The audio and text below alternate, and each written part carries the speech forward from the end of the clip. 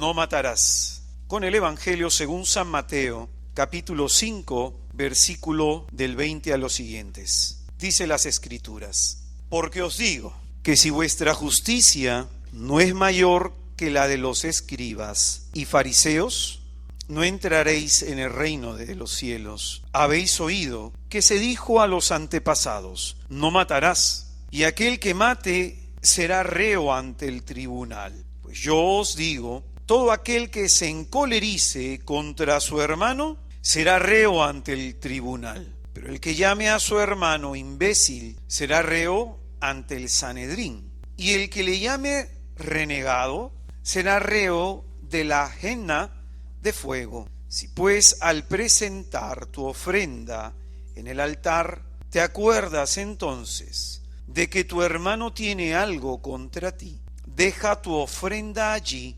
delante del altar y vete primero a reconciliarte con tu hermano.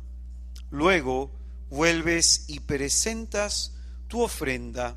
Ponte enseguida a buenas con tu adversario mientras vas con él por el camino, no sea que tu adversario te entregue al juez y el juez al guardia y te metan en la cárcel. Yo te aseguro, no saldrás de allí hasta que no hayas pagado el último céntimo. Es palabra del Señor. En la tradición catequética de nuestra iglesia se enseña que hay 5 tipos de pecados que se conocen con un nombre específico. Pecados que claman al cielo. Pecados que claman al cielo. Un pecado que clama al cielo es aquel pecado a través del cual se pide a Dios justicia, por el cual el hombre pide justicia a Dios. Es un pecado que entraña en sí gravedad y un daño terrible que se le puede provocar al hombre. Son 5 de estos tipos de pecado. El primero es el homicidio voluntario, es decir, la sangre derramada de Abel, pecado que clama al cielo. Otro pecado que clama al cielo es el pecado de impureza contra el orden de la naturaleza que cometían los de Sodoma y los de Gomorra. Otro tipo de pecado es la opresión del pobre, lo que cometían los egipcios contra los hebreos. El cuarto es el lamento de la viuda, del extranjero y del huérfano. Y el quinto es la defraudación o la retención injusta del salario del trabajador. Entonces ya sabes, cuando no te paguen, ¿qué va a pasar? El Señor va a clamar. Pecados que claman al cielo. Entonces, dentro de estos 5 tipos de pecado, el homicidio voluntario, el pecado de impureza, la opresión del pobre, el lamento de la viuda, extranjero, el huérfano y la defraudación o retención injusta del salario del trabajador, se conocen como pecados que claman al cielo pidiendo justicia por la gravedad y el daño que provocan. Entre estos, nosotros vamos a centrarnos en el primero, en el homicidio voluntario, y es lo que se trata de custodiar como bien en el 5.º mandamiento: no matarás.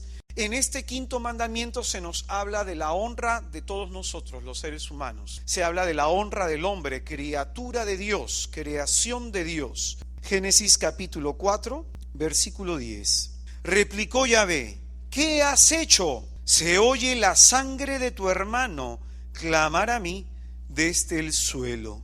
Este es el pecado que clama desde el suelo al Dios que está en los cielos por justicia, el homicidio voluntario, el primer pecado que llega a cometer Caín contra su hermano Abel, movido por el celo, movido por la envidia, movido por el odio. Cuando analizamos nosotros así en frío este mandamiento, ninguno de nosotros se acerca al confesionario para decir: Padre, he pecado contra el 5.º mandamiento. Y hay mucha gente que puede haber abortado y no siente dolor. Yo la vez pasada había una señora que el Señor se le iba a llevar a su presencia y su hija me invitó a orar por ella en el hospital. Entonces yo de frente fui al grano, ¿no? En tal caso, la mujer no tenía pecado, no se quería confesar, porque una persona ya de 80 años, 86 años piensa que ella es inmaculada. ¿no? Piensa que, no, yo ya no peco. Y lo terrible es la soberbia, ¿no? Y resulta que esta mujer pues no quería confesarse porque ella asumía que ya todo estaba reconciliado con Dios y que esto y que el otro, y que por aquí y por allá, que no había problema. Y yo le hablé del infierno, con claridad le hablé del infierno. Y le dije quiénes se iban a ir ahí. Y le dije que los pecados no caducan. Es decir, si yo a los 16 años hice algo terrible, y ahora que tengo 80 años, no significa que porque el tiempo ha pasado, mi pecado ya fue perdonado, si es que no ha sido absuelto por un sacerdote.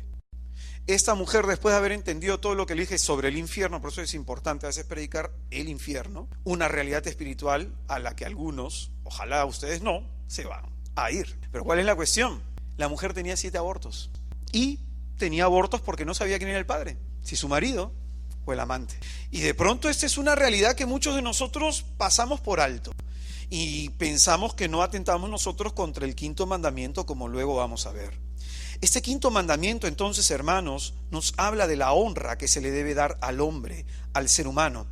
Este 5.º mandamiento busca preservar 3 cosas. 1, el valor de la vida humana. 2, la dignidad de la vida humana.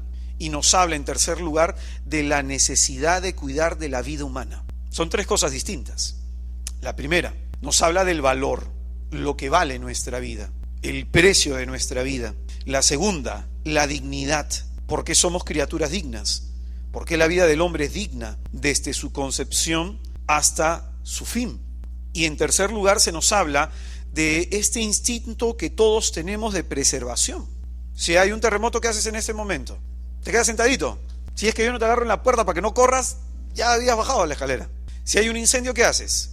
Ay, el Señor será su voluntad que me muera quemadito. ¿Qué haces? ¿Buscas preservar tu vida o no? Entonces, eso es un instinto que por naturaleza todos tenemos. Y de pronto ese instinto nos dice y nos habla de algo que quiere el Creador. Porque Dios nos ha creado con ese instinto. Entonces, en primer lugar, vamos a hablar sobre lo que es el valor de la vida humana. La vida humana es valiosa por una sencilla razón que ya explicábamos la semana pasada también, porque es fruto de la acción creadora de Dios. Es Dios quien da la existencia al hombre, y es Dios quien le da la existencia al hombre para que el hombre entre en comunión con Dios, como lo hemos visto también en el primer mandamiento. Entonces, por eso, en eso reside el valor de nuestra existencia. Somos valiosos porque Dios nos ha dado la existencia y nos la ha dado para que nos relacionemos con Él, para que entremos en comunión con Él, como dice en Hechos capítulo 17, versículo 27. Le dice a los griegos de que Dios nos ha puesto en el mundo para que le busquemos. Nos muestra Jesucristo que debemos rechazar la ira, que debemos rechazar el odio y toda forma de mal que atente contra la dignidad de todo ser humano. Dice la palabra de Dios en el versículo 22 de Mateo 5, de donde hemos partido. Pues yo os digo, todo aquel que se encolerice contra su hermano. Nos dice que aquella persona contra la que nosotros nos vamos a encolerizar, contra la cual nosotros podemos manifestar nuestro odio, nuestra cólera, nuestro rencor, ¿qué es de nosotros? Entonces no es un simplemente no matarás, es un no matarás a tu hermano. No es un simplemente no vas a matar a una persona que no conozcas, es un no matarás a tu hermano. En Mateo capítulo 23, versículo 8, nos dice que todos nosotros somos hermanos. Todos somos hermanos por esta sencilla razón. Dios es nuestro Padre. Y entonces el aceptar la paternidad de Dios, el que Dios asuma su paternidad sobre nosotros, implica comprender que el otro es mi hermano. Entonces es al otro, mi hermano, a quien yo puedo dañar. Es al otro, mi hermano, a quien yo debo cuidar, no dañar. Y es en nuestra oración y es en la forma de dirigirnos a Dios como uno se reconoce hermano del otro. En la montaña, Jesucristo va al fondo del mandamiento, que no es solamente no matar, sino que detrás de la acción del homicidio voluntario está el odio. Una persona en un momento dirá, le mete un balazo a alguien, por odio que siente a alguien lo puede matar. o por odio de pronto, o por venganza, o por ira, o alguno de estos sentimientos, envidia. Sin embargo, el Señor va al espíritu del mandamiento y nos muestra que no es solamente el matar, el quitar la vida, sino que el mantener el odio, la venganza, la ira y la envidia contra el hermano no se debe permitir. Quizás tú y yo nos podemos quedar simplemente en la letra del mandamiento. Hermano, yo no he matado a nadie.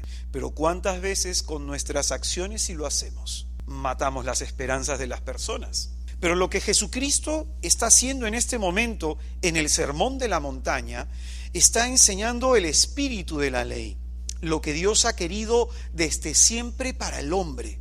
Y lo que Dios en primer lugar ha querido desde siempre para el hombre es que el hombre, con el hombre se trate como hermano. Mas aún el Señor a los que son discípulos suyos les pide algo más.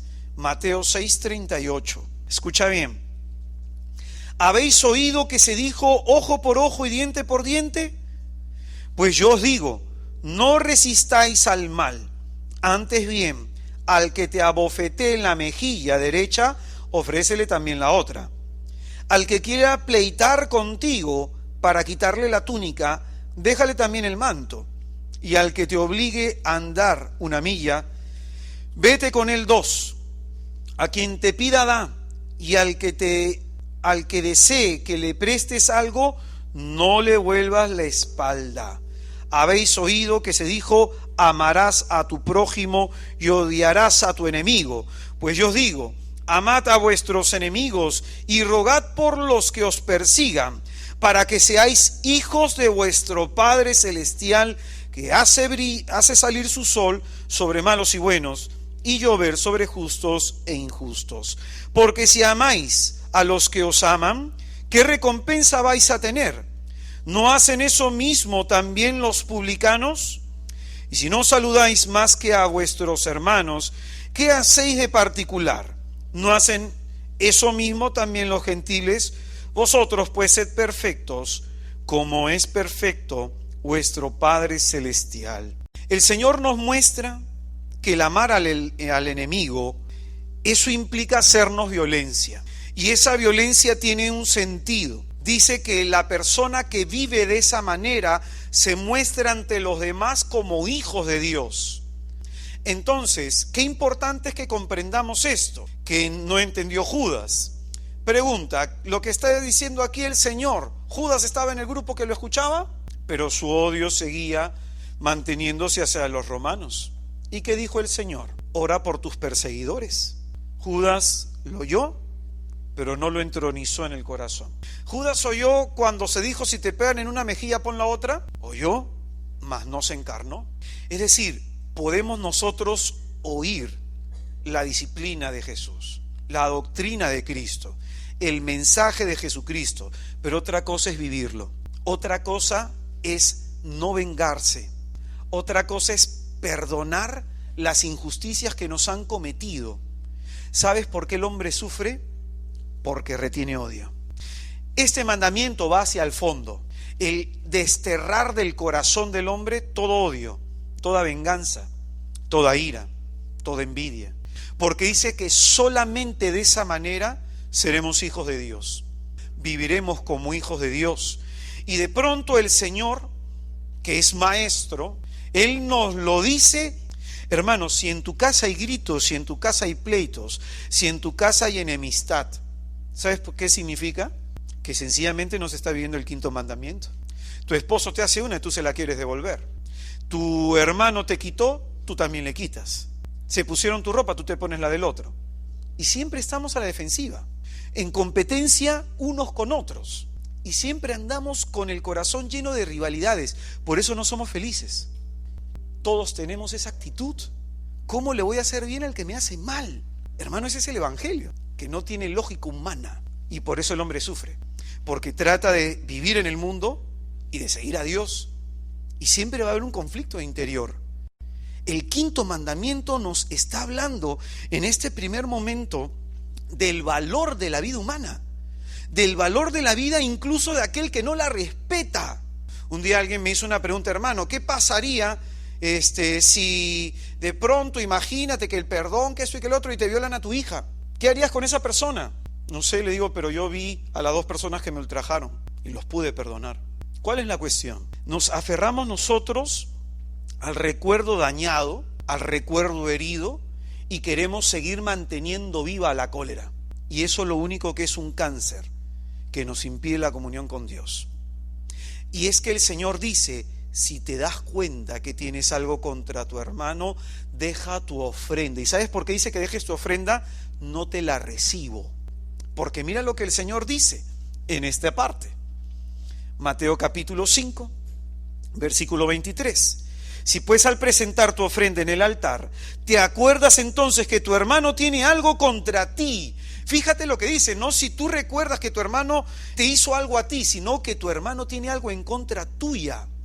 Es decir, si tú has ofendido a alguien, lo que implica que nuestra vida la tenemos que repasar, que nuestra vida la tenemos que observar. ¿A quién he podido dañar con mis gestos? ¿A quién he podido dañar con mis palabras? ¿A quién he podido dañar con mis actos? En mi entorno más próximo, familiares, entorno secundario, la gente con la que trabajo, o la gente con la que estudio, o la gente de mi comunidad. Dice, si uno de tus hermanos tiene algo en contra tuya, no si tú tienes contra tu hermano, sino si tu hermano tiene algo en contra tuya, tiene algo en contra tuya. Los cielos estarán cerrados si tu corazón no está reconciliado con tu hermano.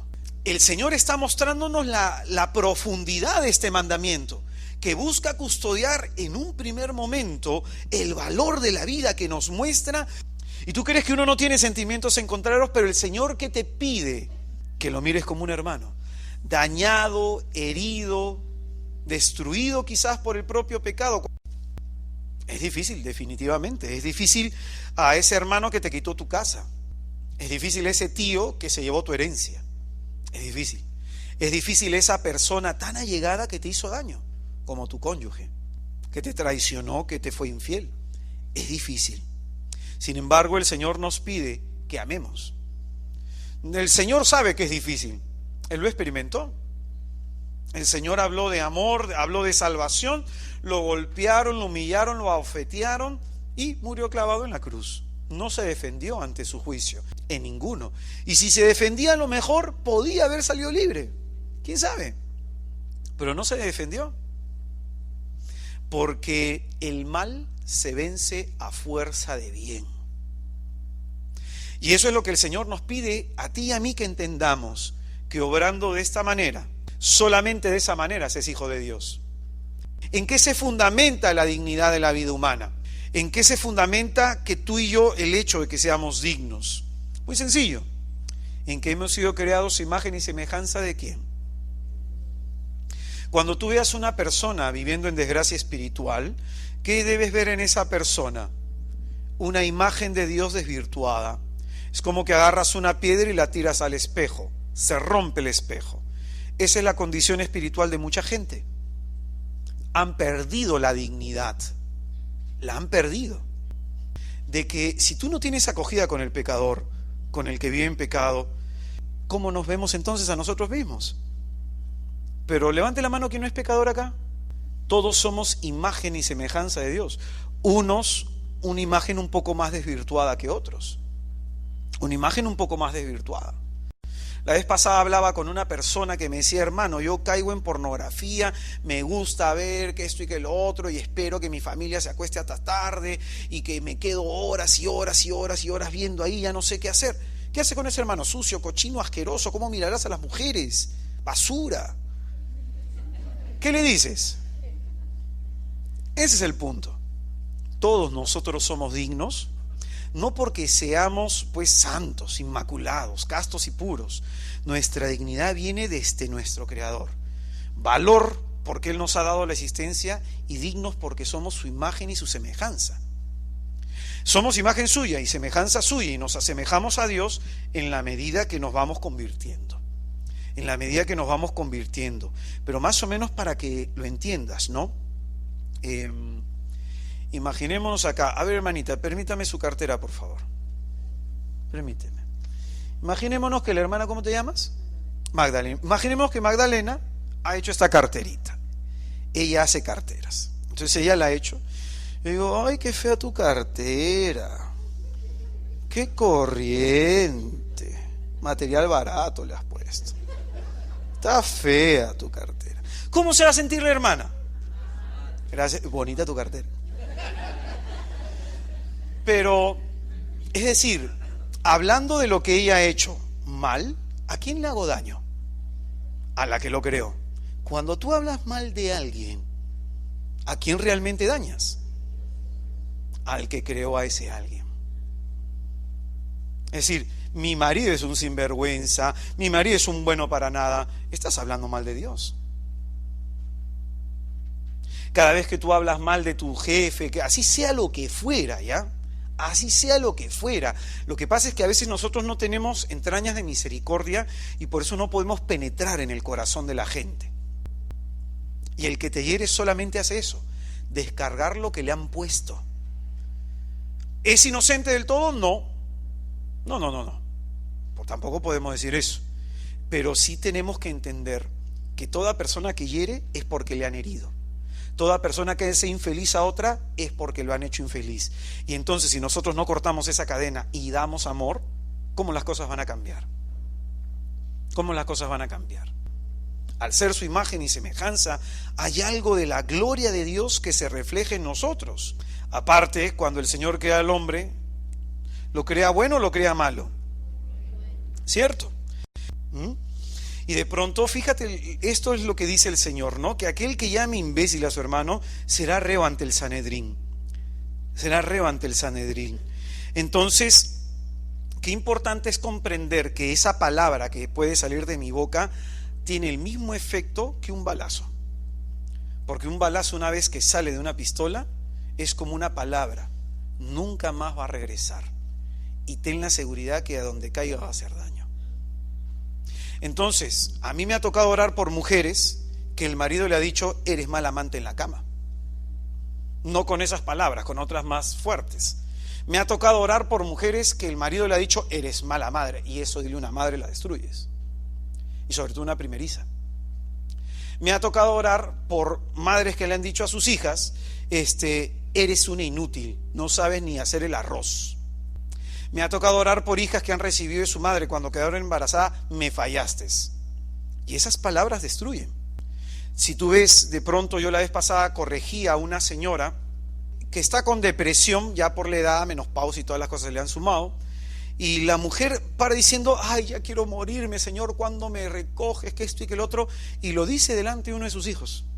Y tú sabes, ese hijo es amigo mío, entonces lo he visto con depresión. Y voy donde la mujer, le digo, ¿usted está diciendo esto?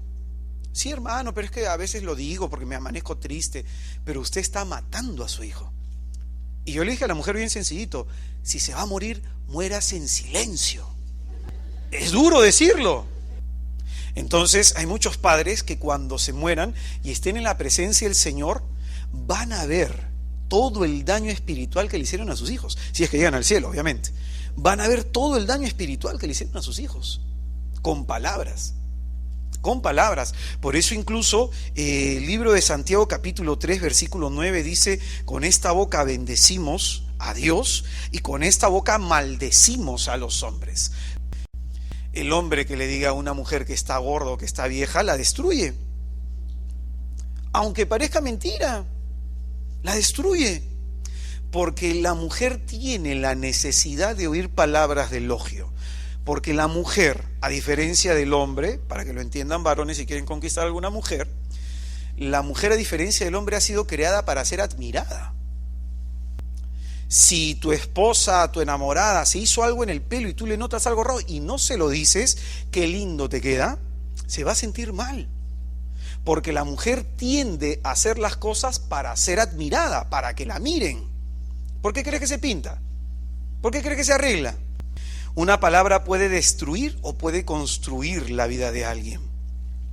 ¿Alguna vez alguien le ha dicho no vales para nada? ¿No sirves? ¿No te quiero? Para que más o menos entiendas cuán importante es esto de buscar la reconciliación, estaba con un amigo, 3 amigos, 2 estábamos sirviendo y uno había ido de colona. Entonces, en medio del servicio, pedimos a la comunidad que se pidieran perdón, ¿no? Entonces estaban todos que se pidan perdón. Entonces mi amigo estaba que tocaba, yo estaba pues orando y la chica no estaba haciendo nada. Entonces la quedo mirando, ¿no? Y entonces cierro mis ojos y le tomo la mano. Y la chica pues me queda mirando, pues, una sonrisa oreja a oreja. Yo te pido perdón. Y la chica pues se enfría por el papá que te pegaba, por el tío que te abusó de ti, por tu madre que te dijo esto y te dijo esto otro. Y la chica lloraba profundamente, porque de pronto todos tenemos esa necesidad de justicia, que se nos pida perdón por los acontecimientos duros que hemos vivido en los que nunca nadie ha querido asumir una responsabilidad. Y ese es el poder que tenemos nosotros cuando oramos con nuestros hermanos y cuando tenemos palabras de bendición y no de maldición. El Señor por eso nos dice, primero, ¿qué tienes que hacer, hermano, antes de orar? Porque si no, ahí ya entiendes por qué tu oración no obtiene respuesta pronta de Dios, porque no hay una reconciliación y los cielos por eso permanecen cerrados. Jesucristo vino al mundo para reconciliarnos con el Padre. Predicar el Evangelio es predicar la obra de la reconciliación. Por eso tú vas a ver en las películas en donde se muestra cómo es el aborto, que apenas es introducido el instrumento para succionar al feto, en ese momento se defiende o no, preserva la vida. Los pecados que atentan contra este quinto mandamiento, en primer lugar, es el homicidio voluntario. Pero el homicidio voluntario, ¿qué significa? Que yo he tenido toda la intención de matar a esta persona. El aborto atenta contra el quinto mandamiento. Y de pronto hay mucha gente que dice, hermano, pero el aborto, el niño, hasta cuánto tiempo recién el cerebro, que eso y que lo otro, y le buscan 30.000 excusas. La eutanasia. ¿Qué es la eutanasia? De pronto aquellas personas que están viejitas o que han padecido algún accidente y que por la debilidad del cuerpo, por la debilidad de la enfermedad o por alguna debilidad física, uno piensa, no, pero la persona ya no reacciona, entonces pues hay que darle curso, ¿no? Un par de pastillitas, le cortamos el oxígeno y adiós problema. Ponerle fin a la vida debilitada, a la vida disminuida. Han querido en algunos países legislar sobre esto, sobre esta cuestión, que una persona tiene derecho de elegir ponerle en qué momento ponerle fin a su vida, cuando ésta de pronto está debilitada. Y eso no es cierto, porque si no, esa figura se transforma ¿en qué? Suicidio. El suicida está atentando también contra el quinto mandamiento. Entonces, por eso se suele decir que la persona que se suicida no ha alcanzado la misericordia de Dios para entrar al cielo. Se suele decir eso porque es pecado, pero la misericordia de Dios escapa de nuestra comprensión y de nuestra capacidad. Pero igual hay que orar por las personas que se pueden haber suicidado. Lo que atenta contra el quinto mandamiento es lo que hemos estado diciendo, ¿no? El atentar contra la honra del hermano o de la hermana. El atentar contra su honra, ya sea con palabras, ya sea con algún gesto. El atentar contra la honra del hermano o de la hermana es pecar contra el quinto mandamiento. ¿Amén? Entonces, para ir terminando, vamos a repetir acá las 3 cuestiones que nos enseña este quinto mandamiento. En primer lugar, el quinto mandamiento busca cuidar un bien específico, que es la vida del ser humano. En un primer momento se nos habla del valor de la vida humana, que es producto de haber sido creados a la dignidad de la vida humana, que es consecuencia de ser creados a su imagen y a su semejanza, y la necesidad de preservar la vida humana, no solamente la vida, sino la honra del ser humano. ¿Amén? Hermano querido, para terminar esta enseñanza, vamos a centrarnos en este punto que para nosotros es medular. En primer lugar, la reconciliación. ¿A cuántas personas podemos haber dañado? ¿A cuántas personas? Porque a veces nuestra mente repara más rápido en el daño que nos han hecho que en el daño que nosotros hemos hecho. ¿Te has fijado en eso? Entonces, cuán importante es que el día de hoy, haciendo un análisis de conciencia, busquemos reparar eso. ¿Con quién no estamos reconciliados en el trabajo? ¿Con quién no estamos reconciliados en la casa? Pero es que mi marido, hermano, que esto y que el otro, tu marido va a ser así y si Dios quiere, cambiará. El punto está que el Señor te pide a ti que ames. ¿Acaso Él no le costó amar? ¿Él no puso la mejilla cuando era golpeado en la otra? ¿Acaso el Señor no oró por sus perseguidores y por sus ejecutores en la cruz del Calvario? Perdónalos porque no saben lo que hacen. ¿Acaso ese mismo ejemplo no lo tomó Esteban? Señor, no le tomes en cuenta este pecado. Y un día me puse a pensar en eso, en lo de Esteban, y me puse a pensar, la persona que me dañó, cómo darme cuenta mi grado de lesión, el grado de lesión que me ha ocasionado. Cuando yo no puedo decir lo mismo de Esteban. Señor, esta persona que me dañó, mi marido, mi mujer, mi hijo, mi primo, mi hermano, tómale en cuenta cualquier pecado, pero este que hizo conmigo, para nada, nunca más. No se lo tomes en cuenta. Cuando a ti te cuesta decir eso de la persona que te dañó, es que el daño ha sido profundo. Pero el punto es que tengamos esa misma actitud de Esteban, llegar a esa cuestión de poder decir, Señor, no le tomes en cuenta este pecado. ¿Con quiénes no podemos? Que hay personas con las que nos va a costar. Con esas personas que te cuesta, con esos te tienes que reconciliar. Y ahora, hermano, y si viven lejos, pues no me la pongas difícil, ¿no? Pero hermanos, es decir, si vive lejos, tú mira los medios. Si ya se murió, tú mira los medios. Pero la cuestión es que tú debes estar reconciliado. ¿A cuántos le debemos un perdón? Eso es lo que nos pide el Señor en este mandamiento. Nos pide en este mandamiento. Lo segundo, si ha habido acá alguna persona que desgraciadamente ha abortado y no se ha confesado, es lo primero que debe hacer. Cuando una persona ha abortado, siempre cuando uno ora por esa persona, tú ves a los niños alrededor. Entonces lo que hay que hacer es un bautizo espiritual. ¿Qué es el bautizo espiritual? Tú te vas al Santísimo, a esa criatura, le preguntas al Señor qué hubiera sido, niño o niña, y por esa criatura le dices, le das nombre, le das el nombre que quieras, Geraldín. Yo, Geraldín, te bautizo en el nombre del Padre, del Hijo y del Espíritu Santo y te entrego a Jesucristo. Recuerda siempre hacer eso. Si has sido tú la persona, el varón que ha incitado, o la madre, o el padre, o el tío, o el amigo que ha incitado a otro a abortar, o que ha dado ese consejo, es terrible también. Es como que tú hubieras abortado. Entonces, si alguna vez has dado el consejo, si en algún momento has incitado a que alguien lo haga, también es confesión. Y tiene el mismo mal.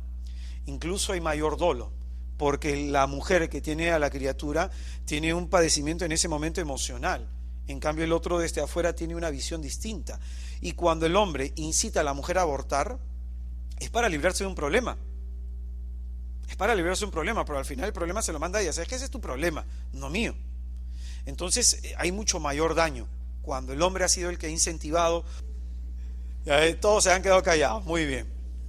Es bueno entonces poder reconocer nuestra miseria y nuestra falta e implorar la misericordia de nuestro Señor, que nos invita siempre a reconciliarnos con nuestros hermanos.